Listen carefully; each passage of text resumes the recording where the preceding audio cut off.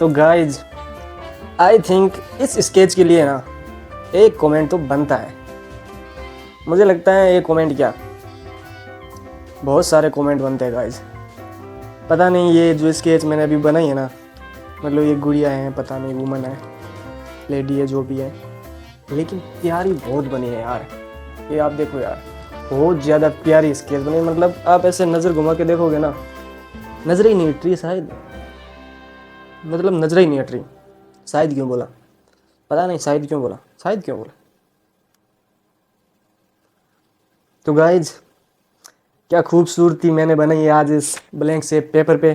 तो गाइज ये मेरे 365 डेज़ के चैलेंज का डे नंबर था 124। यस गाइज, और मैं चाहता हूँ ये वीडियो 1 मिलियन व्यूज़ क्रॉस कर जाए। बस मैं इतना ही चाहता हूँ, बस मैं इतना ही चाहता हूँ। तो आपके सपोर्ट से ये वीडियो 1 मिलियन क्रॉस कर सकता है। क्या कर जाएगा? शायद कर जाए। क्या लगता है, ये वीडियो 1 मिलियन व्यूज़ क्रॉस कर जाएगा? मुझे लगता है कर जाएगा। नहीं करेगा? नहीं कर जाएगा। गाइज कमेंट ज़रूर करना यार, ज़रूर कमेंट करना गाइज। तो आज के लिए बस इतना ही, मिलते हैं कल नेक्स्ट वीडियो के अंदर। तब तक के लिए टेक केयर, बाय बाय।